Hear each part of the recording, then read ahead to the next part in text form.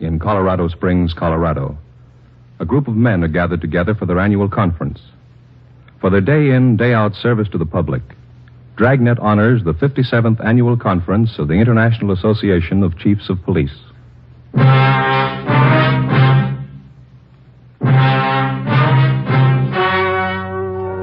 story you are about to hear is true. Only the names have been changed to protect the innocent. Fatima Cigarettes, best of all long cigarettes, brings you Dragnet.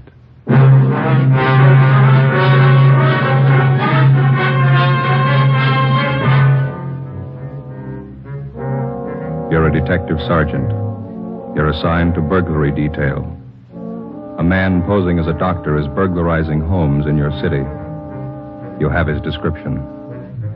Your job, find him.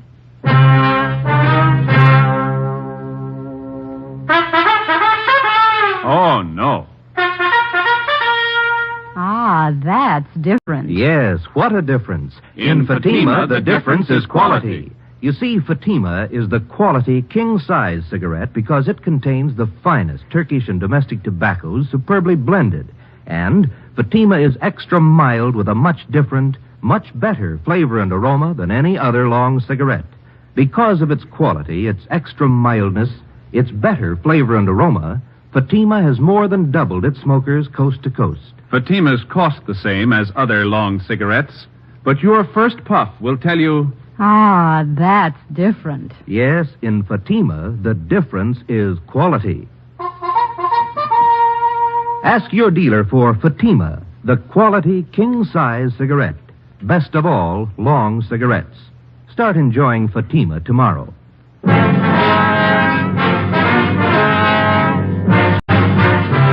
Dragnet, the documented story of an actual crime.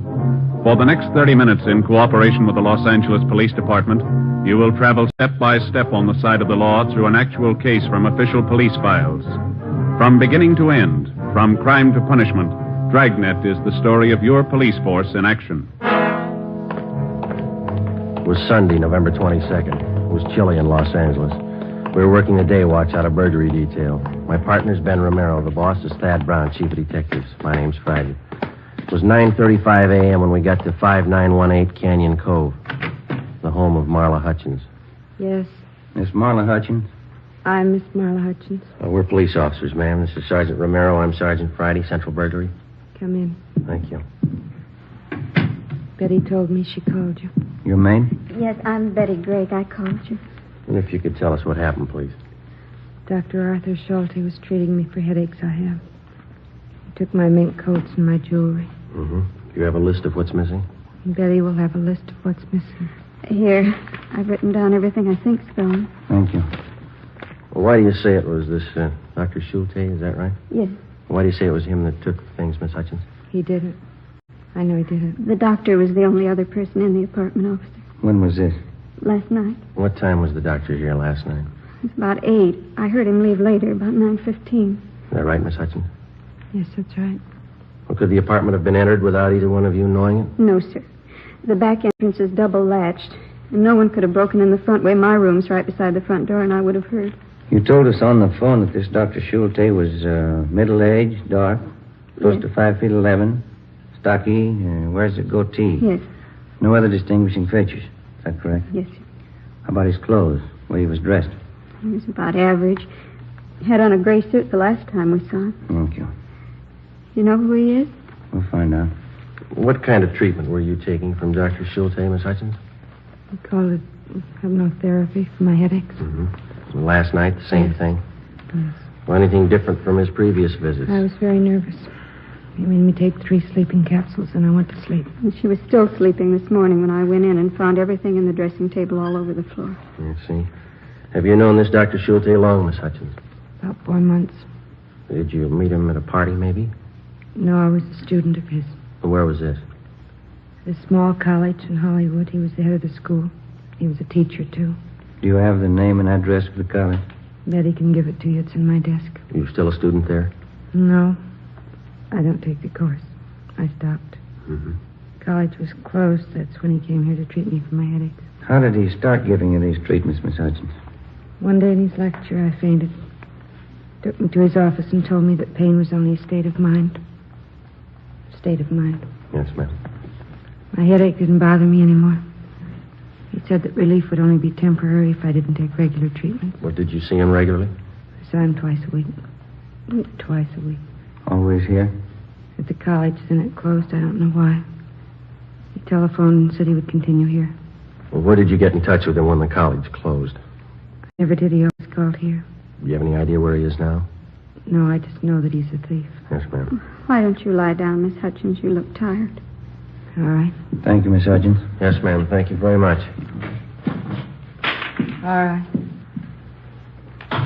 Would you gentlemen like some coffee? Oh, Ben? I could sure use some. Well, it'd be very nice, miss. Thank you. Officer, Yes, ma'am. if this man's just a common thief, the treatments he's been giving Miss Hutchins couldn't have been very good, could they? She's still got the headaches, hasn't she? 11:50 a.m. We checked the apartment for physical evidence. There was nothing to indicate that the place had been broken into. We put in a call to Latent Fingerprints to send a man out to check the closet and dresser. We completed the crime report, and Betty Gregg, the maid, gave us the name and address of Dr. Schulte's college, the Los Angeles College of Psychotherapeutics and Psychiatry at a Franklin Street number in Hollywood. Ben and I got out a teletype to Sacramento asking information on the chartering of the school that Dr. Schulte was supposed to have headed. We checked on Betty Gregg, the maid, and found that she was a Los Angeles girl, parents still living in the city. She had a good reputation. 2:35 p.m., we went to the address where the college had been. It was a big brown clapboard house with several dormer windows facing the street. It was vacant. The front door was boarded up. A rental agency sign was stuck up on one of the pillars on the front porch. Joe. What room there? Must have been where they had classes. Rows of chairs nailed down, you see? Yeah, let me look. Yeah. I don't see any papers inside, no mail. Hi. Yeah. My name's Tom Thompson. You interested in the place? You the agent? No, I just live next door. I'm a dry cleaner myself, but I sort of promised the real estate agent I'd keep an eye peeled, see if I could be of help if anyone came on shop. Police officers. We're just checking. Oh, was there something wrong? Somebody break in? Did you live next door when this was a school here? Yeah, that psychology bunch there. Here about, 10 months, maybe less. I always thought it was kind of a shoestring operation. How do you mean? Oh, not much dough. They're just making ends meet. No class, Always just adults? Well, classes used to be mostly during the day I was at work. The wife used to tell me, no kids that she ever saw. Did you know the man that ran the school? No, but he was a middle-aged guy with a kind of a pointed beard. Had a pal, though, a younger guy. Never stopped to talk. They're pretty tight-mouthed guys, like I said. Why, what'd they do? Routine investigation, Mr. Thompson. Do you have any idea where they might be contacted now? No. Real estate agent said they skipped without paying last month's rent for him. He's been trying to find them. Mm-hmm. Do you remember their names? Well, let's see. Wait a minute. The older guy, the guy with the beard, was named Schultz or something like that. I can't remember the young fellow, though, but... Hey, wait a minute. I got their door. How's that? I got their door. The agent let me have the front door. I'm building a patio porch in the back of my house, and the glass that I took out of the door's got the names lettered on it. Well, that's fine. Come on. I'll see if I still got it in the garage. It's right around here. Okay. A little chilly today, huh? Yeah, a little. Want to stand back there and hit you one? Okay. Watch the door, Ben. Yeah. There we go. I like to keep a nice, neat garage. Sure looks nice. Oh, thanks. Say, did these men live in the house, Mr. Thompson, or did they just use it for the school, do you know? Oh, best I know, just for classes. Like I say, they're pretty tight-lipped guys. Not very friendly. They're real quiet. Mm-hmm. Yeah, here it is. I got it. Just leave it right there. We'll come over there. You won't have Okay. to move it. Let's see. Los Angeles College of Psychotherapeutics and Psychiatry. Dr. Arthur William Schulte. Schulte. DAA, PhD, SCD. Well, that's close to Schultz. Dr. Leo George Donaldson. DV, PhD, SCD. Mm-hmm. I got it, Joe. Okay, fine. Well, we're much obliged, Mr. Thompson. Here's our card. If you hear anything regarding these men, we'd appreciate you calling us. Oh, sure. I'll be glad to. Wait a minute. Here. Here's my card. Ideal Cleaners over in Ivar. If you get around that way, why, drop some stuff off. I'll see it gets special attention. Well, thank you very much, Mr. Thompson. No, it's okay. I'm sure glad I didn't throw that glass away. Brother, look at all the letters after the names, eh? Wonder what it takes to get a lineup of degrees like that. Paintbrush in about 10 minutes. 5 p.m. Ben and I drove back to the office. There was a report from Latent Fingerprints. Nothing but the prints of the two girls had been found in the Hutchins apartment. We checked what information we had on Schulte and Donaldson through to the FBI on the teletype. A check of doctors registered with the Los Angeles County Medical Association and the American Psychiatric Association failed to turn up anybody named Dr. Schulte. We had our I Bureau and Stats Office make runs on Leo Donaldson and Schulte and a rundown on the reports where the burglar had posed as a psychologist. The Stats Office turned up a couple of dozen new suspects. We pulled the mug shots and headed for the Hutchins apartment. Looks like something doing at the Hutchins apartment house. Yeah, a lot of cruiser cars, huh? Let's have a look. Sorry, can't go in. Sergeant Friday Romero, Central Burglary. Oh, sure, Sergeant. What's the trouble? Girl named Hutchins shot herself.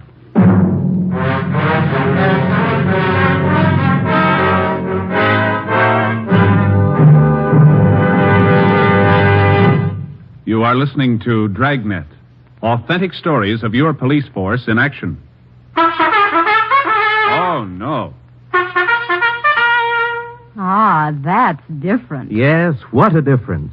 There's a difference you can hear, there's a difference you can see, but the difference in Fatima is quality. Yes, friends, when you compare long cigarettes, you'll find that in Fatima, the difference is quality. Quality of tobaccos. The finest Turkish and domestic varieties, extra mild and superbly blended to give you a much different, much better flavor and aroma than any other long cigarette. Quality of manufacture.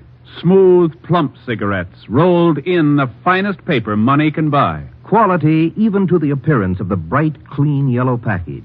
Carefully wrapped and sealed to bring you Fatima's rich, fresh, extra mild flavor. Fatimas cost the same as other long cigarettes, but your first puff will tell you... Ah, that's different. Yes, in Fatima, the difference is quality. Ask your dealer for Fatima, the quality king-size cigarette. Best of all, long cigarettes. Start enjoying Fatima tomorrow.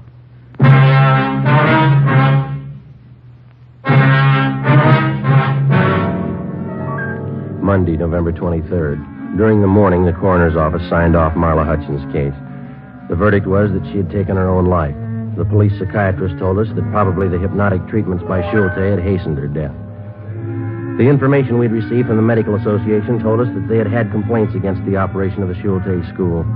They had pointed out to us that it takes over 12 years in recognized medical schools to become a member of the American Psychiatric Association. Schulte had been mass-producing pseudo-psychiatrists in 8 weeks.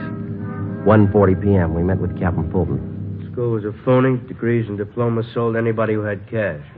Yeah. They're not operating anymore? We checked that out. They're gone. Well, here's the answer to your teletype to Sacramento. Thank you.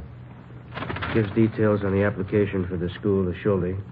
He's listed as founder and dean. Donaldson is listed as staff. No addresses other than the Franklin Street number there. Anything else? A month ago, Leo Donaldson opened courses of instruction in Los Angeles under the title California Physicians College of Psychiatry, 781 South Hill Street. Schulte associated with him? No. Have any idea where Schulte is? No, we don't, but we're looking. We've got the support of the medical people to push a bunco charge for the operation of the old school. Donaldson should be able to give you a lead on Schulte. Figures they might be in contact. Looks like they actually ran the school together, even though Schulte was legally responsible. And Ben and I have an idea on how maybe we can find out. How's that? We thought one of us could make a pitch to Donaldson, see if he'd sell a degree from the new school. Get evidence to support a bunco warrant and check at the same time to see if Donaldson has contact with Schulte. Well, I'll let bunco detail know we're trying. You think you can do it? I can try. You know anything else about Donaldson's courses? No, that doesn't bother me. How come? Neither does Donaldson.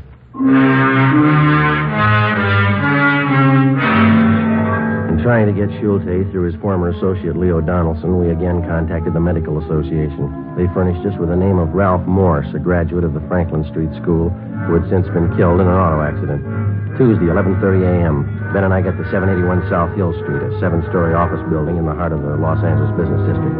The directory in the lobby listed the California Physicians College of Psychiatry for rooms 214 and 216. Ben waited outside in the car. I took the elevator up.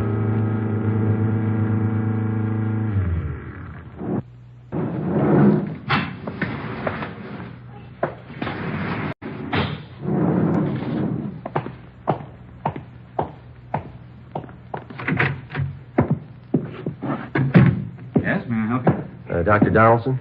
I'm Dr. Leo Donaldson. May I be of assistance? Well, my name is Frank Ditton. I wanted to ask about the curriculum here. Well, we've just opened, Mr. Ditton. We're not quite ready to start classes.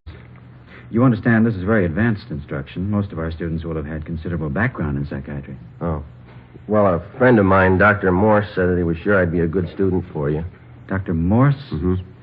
I'm not sure I place him. Well, he was one of your students at the Franklin Street School. Said that Dr. Schulte knew him quite well. Oh, yes, I remember. Brilliant man. How's he getting along? He was killed in a car collision. Oh, that's too bad. Well, frankly, what I was interested in is being able to take over his practice. Could I get the same deal he got? I think so, Mr. Ditton. What'd you have in mind? Well, take some courses and get a degree. I worked with Morse for a while. I can set up a clinic. He did okay. I figure maybe I can, too. Well, here's a list of the courses we'll offer. Thank you. We'll go over it together, and you can indicate what sphere of study you'd like to undertake. Mm-hmm. Does Dr. Schulte teach any of these courses? No, he doesn't. Now, the first semester will include painless and drugless childbirth, practical and applied psychology, autosuggestion, prenatal suggestion. Yeah. Well, look, Dr. Donaldson, straight practical and applied psychology is the specialty that I want. See? What degree do I get and how much will it cost? Well, the least expensive is a doctor of psychotherapy at $450. A doctorate of philosophy and psychology is $500. For all purposes, if you can afford it, Mr. Ditton, is a doctorate of science. That's $800. Oh. That course was $1,000 at the Franklin Street School.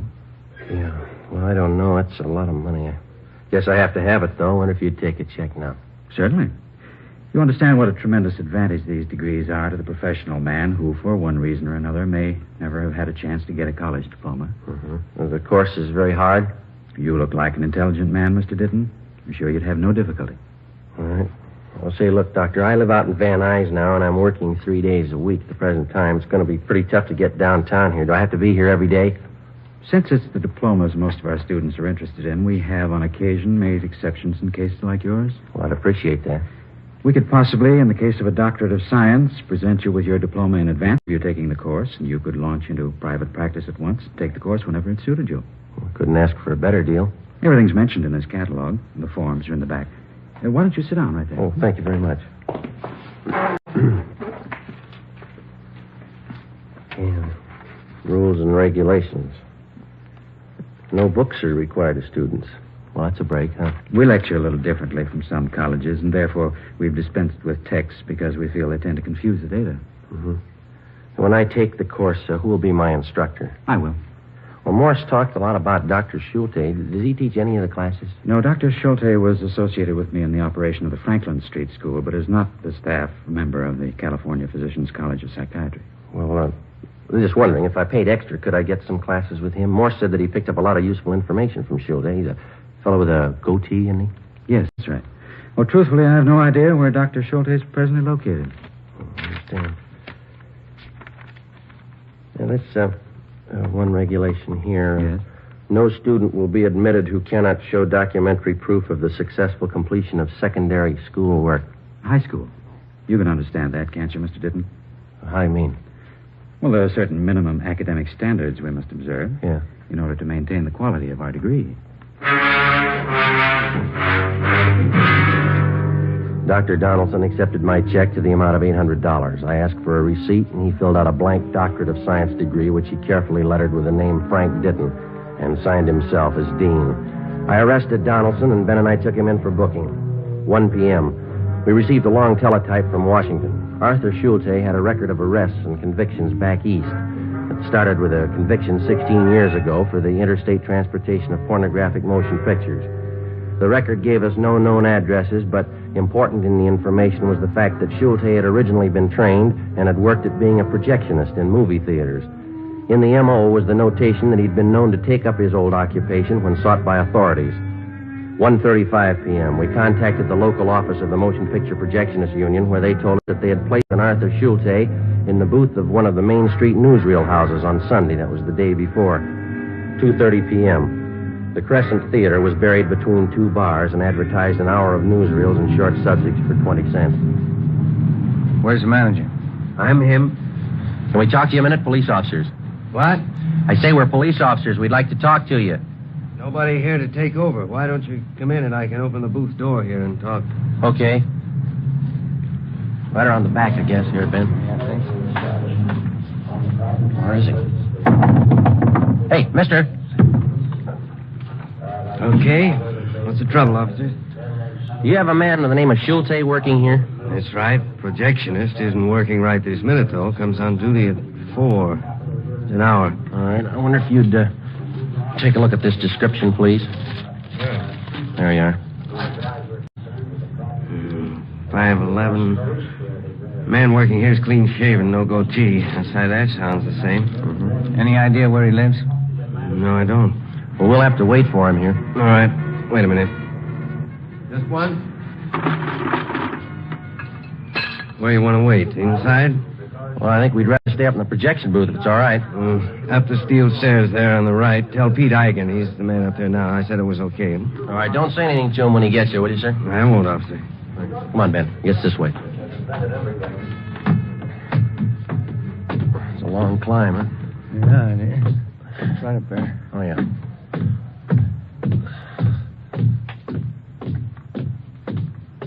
This must be it. Yeah. Hey, mister! Mister!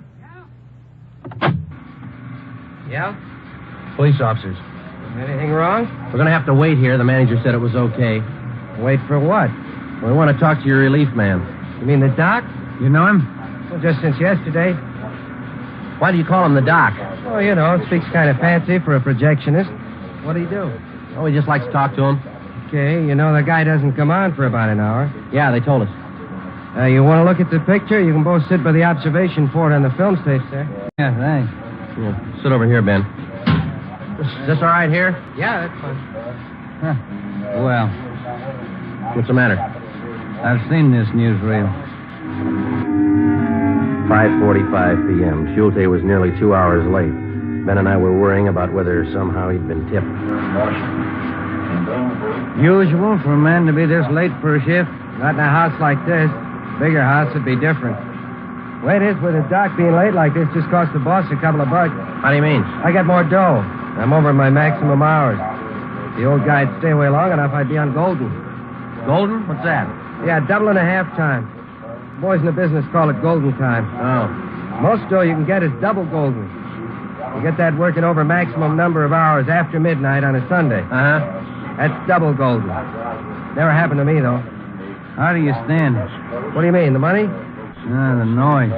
You get used to it. Don't pay any attention after a while. Don't you get tired of hearing the same soundtrack over and over? No, you just know it's there. It never registers. What they're saying, I mean. Just if it stops when it shouldn't. Get used to it over the years. You've been doing this long? 11. It's a long time. Excuse me. I gotta make a switch over. What'd you say? I said I gotta make a switch over. I've been watching you do that all afternoon. How do you know when to turn the other projector on? Marks on the film, up in the right corner on the screen. Usually a black dot. Look through the window. Look, Ben, right here. Mm-hmm. The first dot tells me to start the other projector. When the second dot hits, I cut this one, turn on the other one. Now watch. Okay. See the first one? Uh-huh. Now the second dot, see? Uh-huh.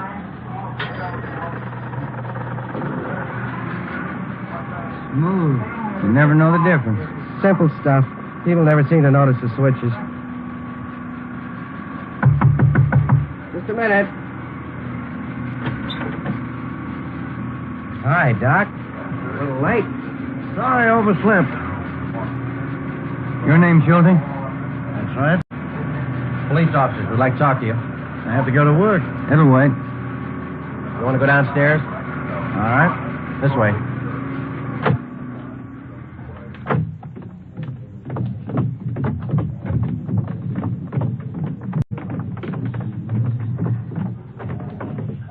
All right, this will be fine right here.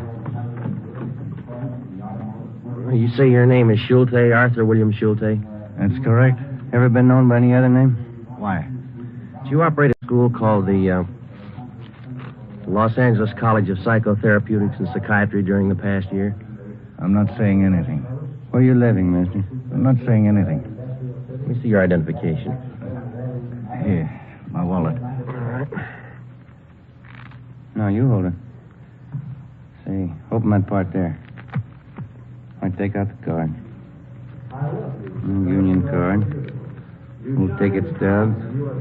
Social Security card. That second thing there behind the cash. Yeah. Let's try that folded piece of paper there. It's just a bill. Mm-hmm. What is it, Joe? It's a bill. Milliken Hotel. Let's go. We drove to the Milliken Hotel, about 6 blocks from the theater in the same Skid Row district. We got the key from the room clerk and went up to Schulte's room. It looked like any dingy hotel room. A small footlocker sat at the end of the bed on the baggage stand. 2 suitcases were over by the closet, and sitting on the floor alongside the bureau were 2 waist-high stacks of books. You got the key to the small trunk? I don't have to submit to this. Let's open it up. Open it yourself. Here's the key. All right.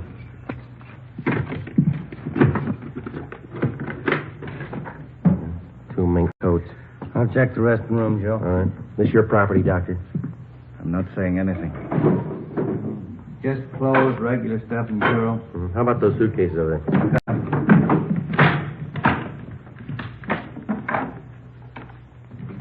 What do you got? How about this? It's a cigar box. It's taped shut. What's inside, Doctor? Nothing you'd be interested in. I'll open it, Joe.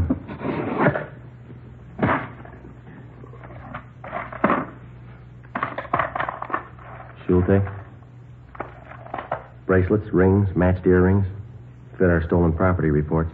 These were gifts. People say you took them. They're sick. I've done them a lot of good. They know. They thank me this way. Well, People I get these things from, they know I've helped them. will you help Marla Hutchins?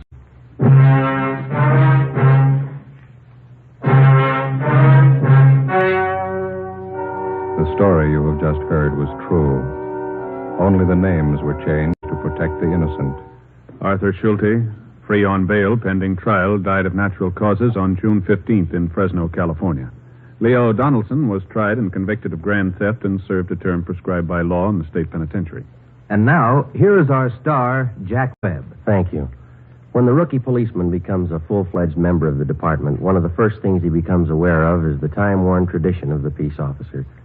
He has pride in the men he works with, pride in his job. The men who make Fatima take great pride in their job. They, too, uphold a tradition. The Fatima tradition of quality.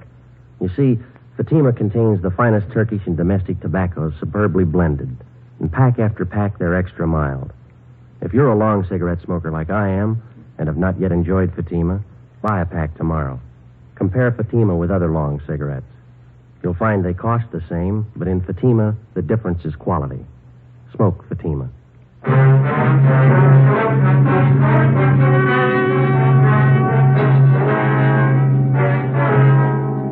Ladies and gentlemen, the Chief of Police of the City of Los Angeles, W.H. Parker. The Los Angeles Police Department awards this citation of merit to Dragnet for its authentic portrayal of cases from the files of this department, bringing great credit to the Los Angeles Police Department and its officers, and enhancing the prestige of law enforcement generally among its millions of listeners. Thank you, Chief Parker. You have just heard Dragnet, a series of authentic cases from official files. Technical advice comes from the Office of Chief of Police W.H. Parker, Los Angeles Police Department. Next, We the People. 3 chimes mean good times on NBC.